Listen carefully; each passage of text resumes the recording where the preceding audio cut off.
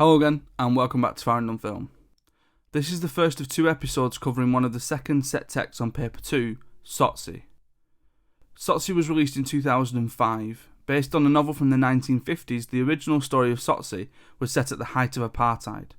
However, the film is set in a more contemporary, recent, post-apartheid South Africa. Tsotsi means thug in one of the film's native languages. So why are we studying Tsotsi? As you know, Paper 2 of the Film Studies GCSE focuses on films from all around the world. Question 2 of Paper 2 is the question on the global non-English language film. For this question, we need to consider the use of elements of film form in Tsotsi, as well as the context surrounding the film. As well as all these required elements, there is a representation focus for this question, meaning that we'll typically be asked to consider the use of representation, specifically the portrayal of characters, locations, age, class, ethnicity and culture on screen in relation to Tsotsi. The typical layout of question 2 and all the other questions on paper 2 is 3 or 4 stepped questions about either the focus for that film, so in this case representation, some element of film form, cinematography, sound, editing, mise-en-scène, or contexts and how they are used or reflected in Tsotsi. You'll first be asked to identify an element and then briefly describe it. You may be asked to discuss how this element is typically used before creating a 15-mark response, which is usually an overall exploration of that question's specific focus, so either narrative, representation, aesthetics, or contexts. I'm not going to go through what would be model or exemplar answers now because that would be a whole other podcast, but I will go through what will be some reoccurring pointers for tackling these exam questions. First of all, the idea of these stepped questions is that they ease you into writing longer responses, but they also link in with each other.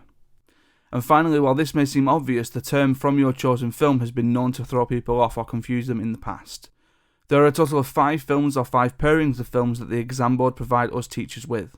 We then pick one of the films or pairings to teach you, for you then to answer the questions on the exam about.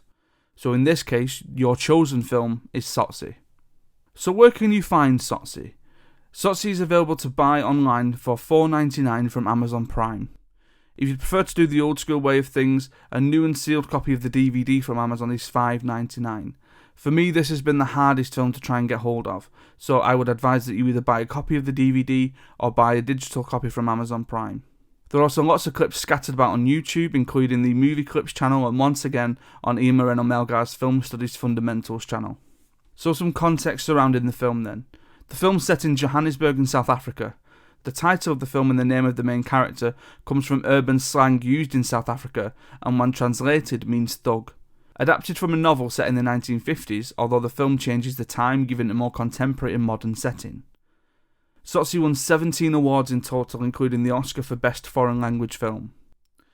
In terms of social context, the film is set in contemporary South Africa, in the township of Soweto, where post-apartheid survival is still a fraught process for many South Africans who struggle to get out of poverty. The stereotypical representation here is not specifically South African, despite the culturally specific term. The urban black violent criminal posing a threat to the comfortably wealthy is familiar from films from many contexts, including Hollywood and the UK. The coexistence of poverty and affluence in modern-day South Africa is reflected well in the film's narrative.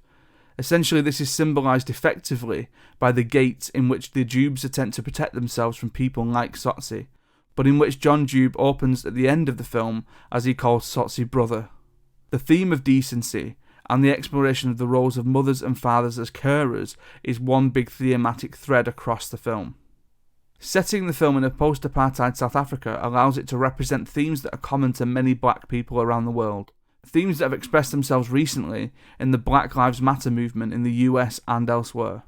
It is nevertheless a film born of the history of Africa and more specifically South Africa. Just going to go through some quick themes and issues for Tsotsi. So decency, as I've already mentioned, is a key theme throughout the film, having respect for somebody and themselves and others. Crime, often seen as a way of life or potentially a way out of poverty. Family, seen as aspirational for many, only the Jubes are seen having a family, everyone else is searching or longing for a family. Responsibility, many do not take responsibility for their actions. When Tsotsi does, it changes and it becomes more mature and responsible. Redemption, Tsotsi tries to redeem himself by putting things right, the things that he's done wrong. There is a suggestion that others are going to do the same, or that it would be beneficial for them to do so. Apartheid. Segregation still exists, especially between the impoverished and the affluent, perhaps seen best, as mentioned, in the Jube's gated house. In terms of narrative closure for the film ends with Tsotsi raising his hands and it doesn't disclose what happens thereafter, thus leaving the audience with the ambiguity of not knowing what happens next to our protagonist. So to take you through the representation specifically of some of the characters then, so Tsotsi is our protagonist.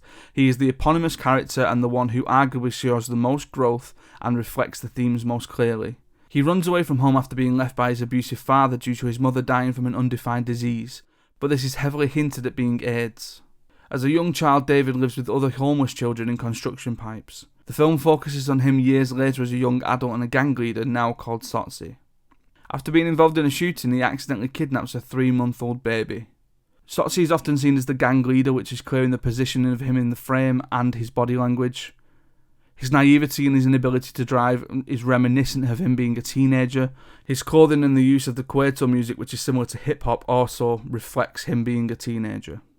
Miriam is the mother to a young child. She is initially followed and threatened by Tsotsi at gunpoint, who demands that she feed the kidnapped child.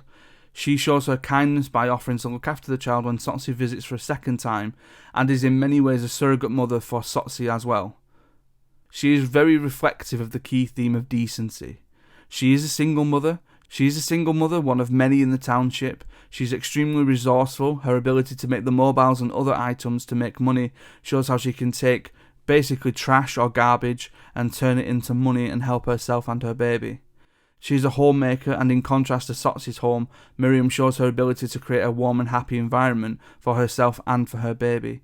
She is the key representation of the people of Soweto, the people of the township, who are impoverished but are resourceful. Boston, seen from the beginning of the film as somewhat of an outsider of the group, he appears to be an alcoholic, and the reasons for his addiction seem to stem from his social situations and a way to cope with his life being in a gang and from crime. He's often referred to as Teacher Boy, although he was never actually a teacher. He fights with Tsotsi over the murder of a man at the start of the film, which is another catalyst for Tsotsi's change after he is beaten to near death by the protagonist.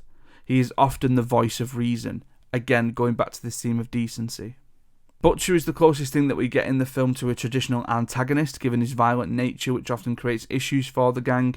He is the one who kills the man on the train and therefore shows how prone he is to violence. He seems to enjoy violence, and killing is his first choice in any scene involving crime, and seems to choose violence, specifically killing. In some ways, he's the version of Tsotsi if Tsotsi were not to change his ways. The police effectively reflect the post-apartheid nature of the film.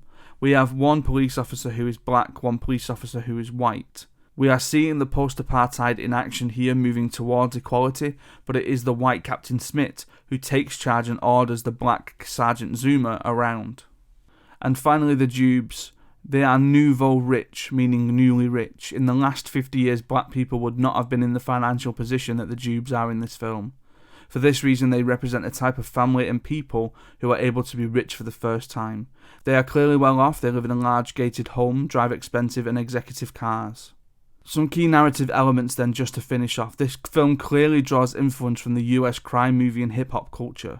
The use of the black gangster stereotypes is prominent throughout the film, but ultimately this film is more interested in the inner emotional conflict of the characters rather than the external physical conflict, despite some violent moments. Thanks for listening to The Required Learning for Tsotsi, and I'd just like to thank and credit Ian Moreno Melgar for his exemplary knowledge organiser that provided a lot of the content for this episode. I'll be back later this week with a full film commentary for Tsotsi to support this required learning and your revision for Paper 2. You can help support Farrand on Film by following us on Twitter at Farrand on Film, by liking us on Facebook at facebook.com/Farrand on Film, and leaving a 5-star review at your favourite podcast provider. Stay safe, look after each other, and I'll see you next time.